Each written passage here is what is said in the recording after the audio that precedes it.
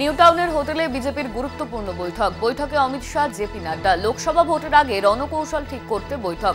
বঙ্গ বিজেপির নির্দিষ্ট কয়েকজনকে বৈঠকে ডাক। বৈঠকে শুভেন্দু অধিকারী, সুকান্ত মজুমদার, বৈঠকে রাহুল সিনহা, দিলীপ ঘোষ। 42টি লোকসভা আসনে প্রার্থী বাছাই, ভোটের প্রচারে রণকৌশল নিয়ে বৈঠক।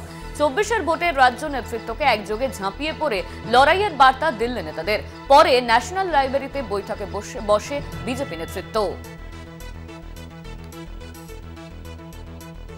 বৈঠক শেষে 35 আসনের টার্গেট বেঁধে দিলেন অমিত শাহ। টার্গেট পূরণে সামাজিক মাধ্যমে যোদ্ধাদের উপর ভরসা করেছেন কেন্দ্রীয় স্বরাষ্ট্রমন্ত্রী। বঙ্গ সফর শেষে সোশ্যাল যোদ্ধাদের উদ্দেশ্যে একাধিক বার্তা দেন অমিত শাহ। বলেন, 35 আসনের টার্গেট পূরণে সোশ্যাল যোদ্ধাদের সক্রিয় হতে হবে। টেলিভিশন চ্যানেল, সংবাদপত্রকে টপকে এগিয়ে যেতে হবে সোশ্যাল মিডিয়াকে। কাটমানি তুলে তৃণমূল নেতারা বিদেশে যে প্রাসাদ প্রমো বাড়ি বানাচ্ছেন তার প্রচার করতে হবে। বিধায়ক সংখ্যা 0 থেকে কিভাবে 77 মাইনাসে পৌঁছলো তার প্রচার করতে হবে। ইউপিএ সরকারের আমলে 10 বছরে 2,09,000 কোটি টাকা পেয়েছে বাংলা। গত 9 বছরে মোদী সরকার বাংলাকে 7,17,000 কোটি টাকা দিয়েছে। মমতা সরকারকে প্রতি পয়সার কড়ায় গন্ডায় হিসেব দিতে হবে। বঙ্গ সফরে এসে হুঁশিয়ারি কেন্দ্রীয় স্বরাষ্ট্রমন্ত্রী অমিত শাহের।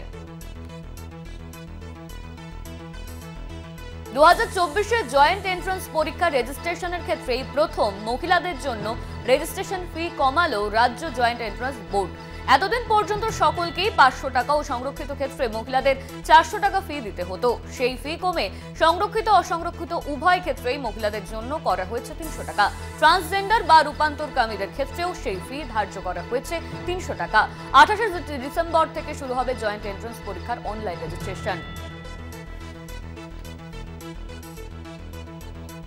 বিজেপির কেন্দ্রীয় পদ থেকে সরানো হলো অনুপম হাজরাকে। 2020 সাল থেকে বিজেপির কেন্দ্রীয় সম্পাদক পদে ছিলেন বোলপুরের প্রাক্তন সাংসদ। দীর্ঘদিন ধরেই রাজ্য নেতৃত্বের উপর ক্ষোভ উগরে দিয়েছিলেন তিনি। এরপর তার বিরুদ্ধে একাধিক ব্যবস্থা নেয় নেতৃত্ব। কয়েকদিন আগেই তার ওয়াই ক্যাটাগরি নিরাপত্তাও সরিয়ে নেওয়া হয়েছিল, কিন্তু তারপরেও দলের একাধিক নেতার বিরুদ্ধে সোশ্যাল মিডিয়ায় পোস্ট করতে থাকেন অনুপম। এরপরই এদিন দলের সর্বভারতীয় সভাপতি জেপি নাড্ডার নির্দেশে জাতীয় সম্পাদকের পদ থেকে সরিয়ে দেওয়া হলো অনুপমকে। স্বামী বিবেকানন্দকে নিয়ে বিজেপির রাজ্য সভাপতি সুকান্ত মজুমদারের মন্তব্যের বিরোধিতায় পথে তৃণমূল কংগ্রেস। গতকাল রাজ্য জুড়ে প্রতিবাদের কর্মসূচি নেয় তৃণমূলের যুব সংগঠন। সুকান্ত মজুমদার ক্ষমা না চাওয়ার প্রতিবাদে তৃণমূল শীর্ষ নেতৃত্ব। মঙ্গলবার মিছিলে স্বামী বিবেকানন্দ ছবি নিয়ে ফুটবল খেলে প্রতিবাদ জানান তৃণমূলের যুব কংগ্রেস নেত্রী সায়নী ঘোষ, রাজ্যের মন্ত্রী শশী পাঁজা সহ নেতা নেত্রীরা।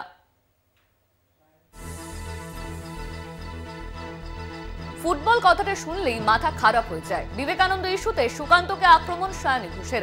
সুকান্তকে ক্ষমা চাইতে হবে, এই দাবিতে মিছিল যুব তৃণমূলের। মিছিল শেষে সাংবাদিক বৈঠকে সুকান্ত সহ বিজেপিকে তোপ সায়নী ঘোষের।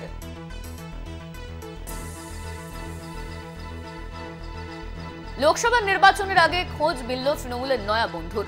বাংলা তথা দেশ থেকে বিজেপিকে নির্মূল করতে এবার ফ্রন্ট ফুটে ভারত জোড়ো অভিযান সংগঠন। এই সংগঠনের কলকাতা শাখার তরফে লাগানো পোস্টারে 6 লাখ শহরের একাংশ। বিজেপি হটাও, বাংলা বাঁচাও, দেশ বাঁচাও। বিজেপিকে উৎখাত করতে পোস্টারে এমনই উল্লেখ। বিজেপির সর্বভারতীয় সভাপতি জেপি নাড্ডা এবং কেন্দ্রীয় স্বরাষ্ট্রমন্ত্রী অমিত শাহ শহর ছাড়ার 3 দিনের মধ্যে রাজ্যে পা রাখবেন স্বরাষ্ট্র স্বয়ংসেবক সংস্থার প্রধান মোহন ভাগবত। নতুন বছর পরের আগেই রাজ্যে একাধিক কর্মসূচি রয়েছে সরসংঘ প্রধানের। আরএসএস সূত্রের খবর, আগামী 29শে জানুয়ারি রাতে কলকাতায় আসবেন মোহন ভাগবত। 30 ও 31শে জানুয়ারি বাংলায় থাকবেন তিনি। এই সফরে মূলত সাংগঠনিক আলোচনা করবেন তিনি। ব্যারাকপুরের সাংসদ বিধায়ক দ্বন্দ্বে হস্তক্ষেপ তৃণমূলের। অর্জুনকে মুখ খুলতে নিষেধ নেতৃত্বের। সোমবার রাতে ফোনে নির্দেশ সুব্রত বক্সি। সাংবাদিক বৈঠকে জানালেন অর্জুন সিং। লোকসভা ভোটের মুখে দার্জিলিং পাহাড়ে নতুন রাজনৈতিক সমীকরণ হতে চলেছে। জিএনএলএফ সহ অনেক দলই এনডিএর সঙ্গ ছাড়তে চাইছে। এই দলগুলি কংগ্রেসের দিকে ঝুঁকছে। মঙ্গলবার দিল্লিতে কংগ্রেস নেতা রাহুল গান্ধীর সঙ্গে বৈঠক করেন বিনয় তামাং। সেই বৈঠকে উপস্থিত ছিলেন কালিম্পংয়ের প্রাক্তন বিধায়ক হরকা বাহাদুর ছত্রী, হামরো পার্টির সভাপতি অজয় এডওয়ার্ড, জিএনএলএফ এর সম্পাদক মহেন্দ্র ছত্রী প্রমুখ। রাহুলের সঙ্গে ছিলেন এআইসিসির সাধারণ সম্পাদক কেসি বেণুগোপাল এবং প্রদেশ কংগ্রেস সভাপতি অধীর চৌধুরী। Good morning Kolkata. এই মুহূর্তে আরো একটি বড় খবরের দিকে নজর রাখবো। বিজেপি নেত্রীর রহস্য মৃত্যুর ঘটনা। কালনাতে বিজেপি নেত্রী তার রহস্য মৃত্যুর ঘটনা, তার বাড়ি থেকে তার দেহ উদ্ধার করা হয়েছে। যদিও কি কারণে এই মৃত্যু তা যদিও এখনো পর্যন্ত স্পষ্ট নয়। কালনায় বিজেপি নেত্রীর রহস্য মৃত্যুকে কেন্দ্র করেই চাঞ্চল্য ছড়ায়। যেমনটা জানা যাচ্ছে যে কালনার নাদনঘাট থানার গোপীনাথপুরের বাসিন্দা তিনি, এবং সেখানেই এই ঘটনা ঘটেছে। ইতিমধ্যেই ঘটনার তদন্ত শুরু করেছে পুলিশ। ঘর থেকে উদ্ধার করা হয়েছে বিজেপি নেত্রী রুমা ভট্টাচার্যের ঝুলন্ত দেহ। বিজেপি নেত্রীর রহস্য মৃত্যুতেই কিভাবে ঘটল এই ঘটনা তার তদন্ত শুরু করেছে ইতিমধ্যেই পুলিশ, এবং বিজেপি নেত্রীর এই রহস্য মৃত্যুকে কেন্দ্র করেই চাঞ্চল্য ছড়ায়। সেই ছবি এই মুহূর্তে দেখাচ্ছি আপনাদেরকে। তার ঘর থেকে তার দেহ উদ্ধার করা হয়, ঝুলন্ত অবস্থায় বিজেপি নেত্রীর দেহ পাওয়া যায় সেখান থেকে। যদিও এই ঘটনা ঠিক কিভাবে ঘটল তা যদিও এখনো পর্যন্ত স্পষ্ট নয়। এই মুহূর্তে ঘটনার তদন্ত শুরু করেছে পুলিশ। ঘর থেকে উদ্ধার হয়েছে বিজেপি নেত্রী রুমা ভট্টাচার্যের ঝুলন্ত দেহ। বিজেপি নেত্রীর এই রহস্য মৃত্যুর ঘটনাকে কেন্দ্র করেই চাঞ্চল্য ছড়ালো কালনার এই ঘটনা। কালনায় বিজেপি নেত্রীর রহস্য মৃত্যু, ঝুলন্ত অবস্থায় তার দেহ উদ্ধার করা হয় সেখান থেকে। কি কারণে এই ঘটনা তা এখনো স্পষ্ট নয়। কালনার নাদনঘাট থানার গোপীনাথপুরের এই ঘটনায় চাঞ্চল্য ছড়ায়। ইতিমধ্যেই ঘটনার তদন্ত শুরু করেছে পুলিশ। ঘর থেকে উদ্ধার করা হয়েছে বিজেপি নেত্রী রুমা ভট্টাচার্যের দেহ। ঝুলন্ত অবস্থায় তার দেহ উদ্ধার করা হয় সেখান থেকে। যদিও কিভাবে এই মৃত্যুর ঘটনা ঘটল তা খতিয়ে দেখছে পুলিশ। ইতিমধ্যেই ঘটনার তদন্ত শুরু করা হয়েছে। কালনায় বিজেপি নেত্রীর রহস্য মৃত্যুকে কেন্দ্র করে চাঞ্চল্য।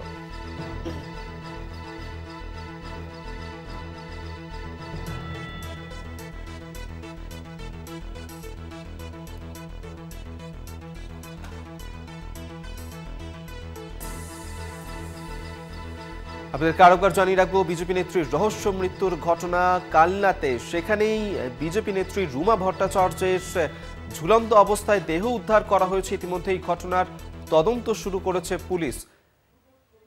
বিজেপি নেত্রীর রহস্য মৃত্যুর ঘটনায় চাঞ্চল্য ছড়া এলাকায়। কালনার নাদনঘাট থানার গোপীনাথপুরের এই ঘটনা।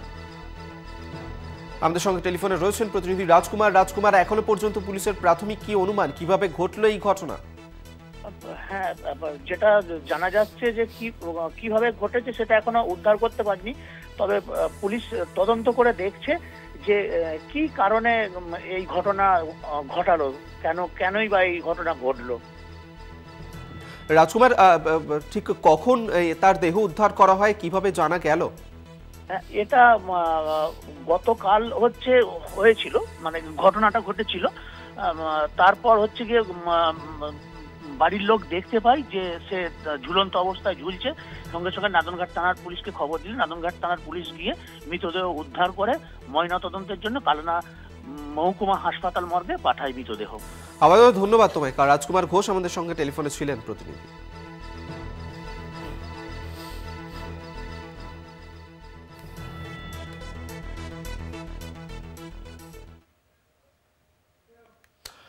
তৃণমূলের অন্তর্দ্বন্দ্ব আরও একবার প্রকাশ্যে। তৃণমূল বিধায়কের নামেই পোস্টার দিলেন তৃণমূলের কর্মীরা। হাওড়ার একাধিক অঞ্চলে তার নামে পোস্টারে ছেয়ে গেছে।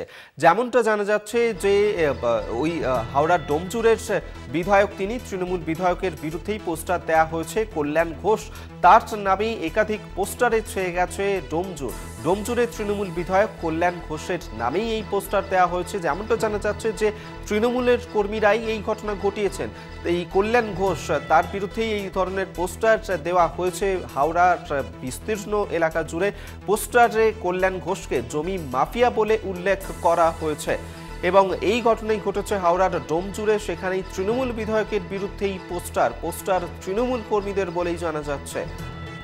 জগন্নাথ সামন্ত আমাদের সঙ্গে টেলিফোনে রয়েছেন, বিস্তারিত জানবো। জগন্নাথ, দেখো, একেবারে ঠিক বলেছে যে বাঁকড়ার বিভিন্ন অঞ্চলে এবং সলপে জায়গা দেখা গেল যে কল্যাণ ঘোষ অর্থাৎ হাওড়া জেলা তৃণমূল কংগ্রেসের সভাপতি এবং ডোমজুর কেন্দ্রের বিধায়কের নামে পোস্টারে ছেয়ে গেছে একবারে বাঁকড়া অঞ্চলে এবং সলপে অঞ্চলে, যেখানে লেখা রয়েছে 1 নম্বর তোলাবাজ, ধান্দাবাজ এবং জমি মাফিয়া। বিভিন্ন জায়গায় জমি দখল করে নিয়েছে সলপ অঞ্চলে, অর্থাৎ হাইরোড অঞ্চলে 10টি জমি দখল করা হয়েছে, পোস্টারে লেখা রয়েছে এবং নিচে লেখা রয়েছে প্রচারে তৃণমূল কংগ্রেসের কর্মীবৃন্দ।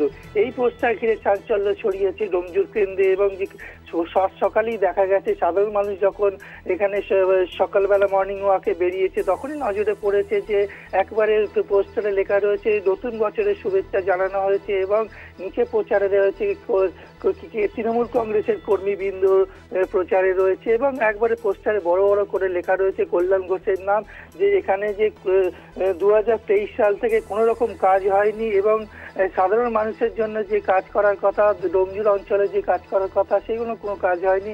খালি জমি দখল হয়েছে, 10টি জমি দখল হয়েছে এবং তোলাবাজি বিভিন্নভাবে অভিযোগ দিয়ে তৃণমূল কংগ্রেসের কর্মীবৃন্দরাই পোস্টার ফেলেছে। এটা পরিষ্কার বোঝা যাচ্ছে। এখনো পর্যন্ত কে বা কারা ফেলেছে সেই নিয়ে পুলিশ যেরকম সিসিটিভি ফুটেজ খতিয়ে দেখছে, কিন্তু একটা চাঞ্চল্য তৈরি হয়েছে। একেবারে হাওড়া জেলা সভাপতি এবং ডোমজুর কেন্দ্রে তৃণমূল কংগ্রেস বিধায়ক কল্যাণ ঘোষের বিরুদ্ধে চাঞ্চল্যকর পোস্টার নিয়ে ছড়িয়ে পড়েছে বাঁকড়া বিভিন্ন অঞ্চলে সড়ক এলাকায়। জগন্নাথ, দলেরই বিধায়কের বিরুদ্ধে দলের কর্মীদের এই ধরনের পোস্টার, এই বিধায়ক তাকে নিয়ে কি দলের মধ্যে কোনো রকম কোনো দ্বন্দ্ব তৈরি হয়েছিল যার কারণে এই ঘটনা, কি বলছেন তারা?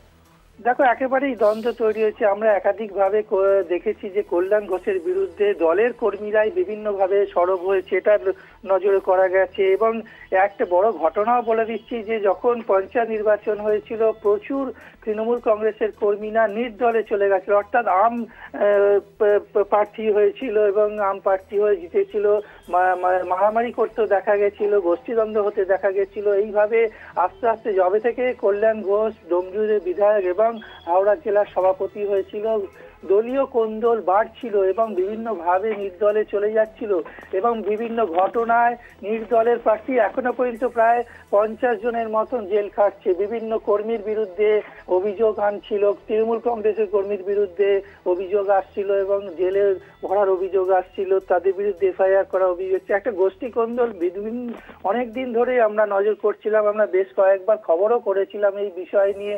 বিধায়কে ঝামেলা হচ্ছিল এবং গোষ্ঠী কোন্দল বাড়ছিল ডোমজুড়ে। সেই প্রভাবই দেখা গেল হঠাৎ নতুন বছরের আগে হ্যাপি নিউ ইয়ার লিখে 2024 লিখে পোস্টারে ছেয়ে গেল। একেবারে দলীয় তথা হাওড়া জেলার সভাপতি এবং ডোমজুরের বিধায়কের বিরুদ্ধে সরাসরি কর্মী বৃন্দরা, অর্থাৎ তৃণমূল কর্মী বৃন্দরা যারা গোপনে এই পোস্টার ফেলেছে তারা এই গোষ্ঠী কোন্দলটা প্রকাশ্যে আনলো এবং কল্যাণ ঘোষের বিরুদ্ধে সরাসরি পোস্টার ফেলে একটা চাঞ্চল্য তৈরি হলো ডোমজুর কেন্দ্রে। আপাতত ধন্যবাদ জগন্নাথ। জগন্নাথ সামন্ত টেলিফোনে ছিলেন প্রতিনিধি। হাওড়ার বাঁকড়া এলাকাতে সেখানে একাধিক পোস্টার দেওয়া হয়েছে। হাওড়ার ডোমজুরের তৃণমূল বিধায়ক কল্যাণ ঘোষের নামেই এই পোস্টার দেওয়া হয়েছে। তৃণমূলের কর্মীরা এই ঘটনা ঘটিয়েছে বলে এখনো পর্যন্ত জানা যাচ্ছে। জমি মাফিয়া বলে উল্লেখ করা হয়েছে এই পোস্টারে এবং দলের বিধায়ককে কেন্দ্র করে দলের মধ্যেই কর্মীদের মধ্যে দ্বন্দ্ব তৈরি হয়েছিল, যার কারণেই এই ঘটনা এমনটাই কিন্তু মনে করা হচ্ছে।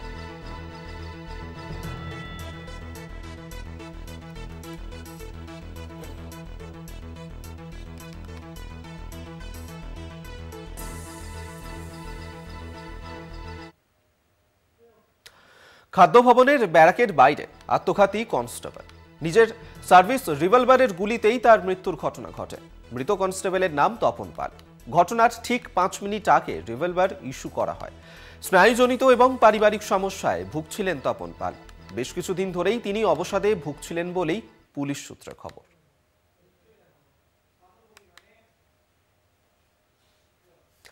তিন দিনের চেষ্টায় অবশেষে ধরা পড়ল বাঘ। পাথর প্রতিমার শ্রীধরপুর থেকে ধরা পড়ে ওই বাঘটি। ধুনুচির জঙ্গলে পাঠিয়ে দেওয়া হয় বাঘটিকে। তবে এইভাবে লোকালয়ে বাঘ ঢুকে পড়ায় আতঙ্কিত হয়ে পড়েন গ্রামের মানুষজন। পাথর প্রতিমার উপেন্দ্রনগরের বিভিন্ন জায়গায় বাঘের পায়ের টাটকা ছাপ দেখে আরও একটি বাঘের অস্তিত্ব রয়েছে বলেই ধারণা করছেন গ্রামবাসীদের একাংশ।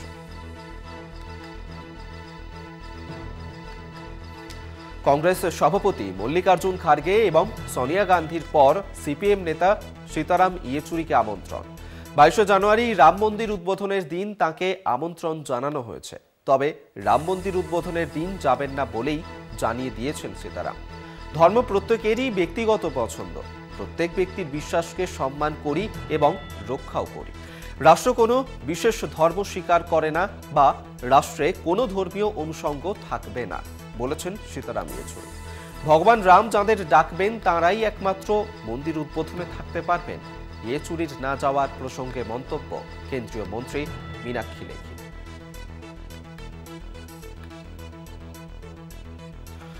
মায়াবতীর বিএসপিতে ভিন্ন শট মাথাচাড়া দিচ্ছে। সামনেই লোকসভা ভোট। ৮০ আসনের এই রাজ্যে গত লোকসভায় সমাজবাদী পার্টি এবং রাষ্ট্রীয় লোকদলের সঙ্গে জোট করে বিএসপি 10টি আসন পেয়েছিল তারা। পরে একজন কমে হয় 9। এবার মায়াবতী ইন্ডিয়া জোটে নেই, কিন্তু মায়াবতী না চাইলেও দলের ভিতরে দাবি উঠতে শুরু করেছে ইন্ডিয়া ব্লকের সঙ্গে জোট বাঁধা। জামিন মামলায় নিয়ম বেঁধে দিল সুপ্রিম কোর্ট। এক এফআইআর এর প্রত্যেকের জামিনের আবেদন শুনবেন একই বিচারপতি। পরস্পর বিরোধী রায় এড়ানোর স্বার্থেই সিদ্ধান্ত। ওই রায় বলা হয়েছে, অভিযুক্তদের বিরুদ্ধে অভিযোগ যেখানে প্রায় একই রকম সেখানে সিদ্ধান্ত আলাদা হওয়া অনুচিত। তাই সিদ্ধান্তের ধারাবাহিকতা বজায় রাখার স্বার্থে সব আবেদন একই বিচারপতির কাছে যাওয়াই যুক্তিপূর্ণ। বিজেপির কেন্দ্রীয় কমিটির থেকে নাম বাদ পড়ল অনুপম হাজরা। এরপরই ফেসবুক পোস্ট করেন অনুপম হাজরা। তার দ্বন্দ্ব উগরে দেন তিনি। মঙ্গলবার বিজেপির কেন্দ্রীয় কমিটি থেকে অপসারিত অনুপম হাজরা। তারপরই একটি ফেসবুক পোস্ট করেন অনুপম হাজরা। অপসারণের পরই অনুপম হাজরার ফেসবুক পোস্ট। আমাদের সঙ্গে রয়েছে মনা বীরবংশী। মনা, অপসারণের পরই একটি ফেসবুক পোস্ট করেছেন অনুপম হাজরা, ঠিক কি জানতে পারছো? দেখো, জানতে পারছি বলতে তুমি জানো যে অনুপম হাজরা বিজেপির জাতীয় সম্পাদক, এই যে পদ, দলগত পদ, সেই পদ থেকে তাকে কিন্তু বহিষ্কার করেছে, অর্থাৎ সরিয়ে দিয়েছে বিজেপির দল। বিজেপির সর্বভারতীয় সভাপতি জগৎ প্রসাদ নাড্ডা এই সিদ্ধান্ত নিয়েছে। গতকালকে চিঠি দিয়ে এই সিদ্ধান্ত কিন্তু নিয়েছে। তারপরেই দেখো অনুপম হাজরা সে বিজেপির এখন তার সেই দলের দলগত তার সেই পদ নেই, জাতীয় সম্পাদক। তিনি একটি পোস্ট করেছেন যে পদ থেকে সরবার ঠিক 3 ঘন্টার মধ্যেই মানে বার্তা দিচ্ছে যে কিছু শর্ত মনে চললে আবার আগের মতো সব ঠিকঠাক। কি করা উচিত এবার আপনাদের উপরেই ছেড়ে দিলাম, অর্থাৎ মানুষের মতামত চাইছেন। সেই পোস্টটি অনুপম আবার দেখতে পাচ্ছি এডিট করেছেন বেশ কয়েক ঘন্টা পর 2টি পোস্ট, ওই পোস্ট সেখানে কি করা উচিত আপনাদের উপর ছেড়ে দিলাম সেটা আবার উজ্জ্বল করেছে। অর্থাৎ অনুপমের এই যে 2টি পোস্ট, এই 2টি পোস্ট নিয়ে বীরভূমের রাজনৈতিক মহল মনে করছেন যে অনুপম এই সব ধরনের লেখালেখির মধ্য দিয়ে মানুষকে বোকা বানানো চাইছে।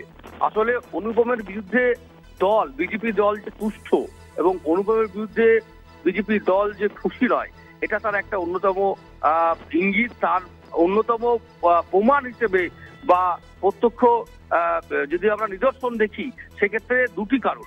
একটি হচ্ছে, প্রথমত হচ্ছে তার কেন্দ্রীয় নিরাপত্তা তুলে নেওয়া, তার কিছুদিনের মধ্যেই তাকে তার জাতীয় সম্পাদক যে পদ সেই পদ থেকে সরিয়ে দেওয়া।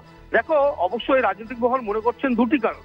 একটি হচ্ছে যে অবশ্যই অনুপম যে কাণ্ড কারখানা কিছুদিন ধরে করছিল তাতে সেটা কিন্তু বিজেপির দলের যে শৃঙ্খলা সেটা ভঙ্গ হয়েছে। প্রথমত হচ্ছে বিজেপি একটা বৃহৎ বড় দল, সেই দলে তুমি জানো যে সে পশ্চিমবঙ্গে বিজেপি চোর মুক্ত করতে চেয়েছিল এবং সে একাধিকবার বিজেপির যারা এ রাজ্যে দায়িত্ব রয়েছে, তুমি যদি দেখো সুকান্ত মজুমদার থেকে শুরু করে অমিতাভ চক্রবর্তী অর্থাৎ সভাপতি সম্পাদক তাদের বিরুদ্ধে, এবং এমনকি জেলায় জেলায় যারা দলের যারা সভাপতি রয়েছে বিজেপি তাদের বিরুদ্ধে অনুপম সরব হয়েছিল যে তারা নাকি দুর্নীতিগ্রস্ত, আমরা চোর মুক্ত বিজেপি চাই। এই যে প্রকাশ্যে আসা, দলের ভেতরে গিয়ে না বলা, এটার প্রথমত বিষয়। আর দ্বিতীয় যেটা বিষয় হচ্ছে, যারা বীরভূমের লোক, যারা বীরভূমের রাজনৈতিক মহল, যারা অনুপমকে চেনে, তারা দল এখন বুঝতে পেরেছে যে একদমই মনা, তুমি যেমনটা বলছিলে, আমরা যে খবরের দিকে নজর রাখছিলাম, মঙ্গলবার বিজেপির কেন্দ্রীয় কমিটি থেকে অপসারিত হন অনুপম হাজরা। তারপরেই ফেসবুক পোস্ট করেন তিনি। অপসারণের পরই অনুপম হাজরার ফেসবুক পোস্ট। এর আগেও আমরা দেখেছি দলের বিরুদ্ধে ক্ষোভ উগরে দিয়েছিলেন অনুপম হাজরা। প্রথমে নিরাপত্তা তুলে নেওয়া হয়, এরপর কেন্দ্রীয় কমিটির থেকেই বাদ পড়ল অনুপম হাজরার নাম, আর তারপরই ফেসবুক পোস্ট অনুপম হাজরার। মঙ্গলবার বিজেপির কেন্দ্রীয় কমিটি থেকে অপসারিত অনুপম হাজরা। তারপর দলের বিরুদ্ধে ক্ষোভ উগরে একটি ফেসবুক পোস্ট করেন অনুপম হাজরা।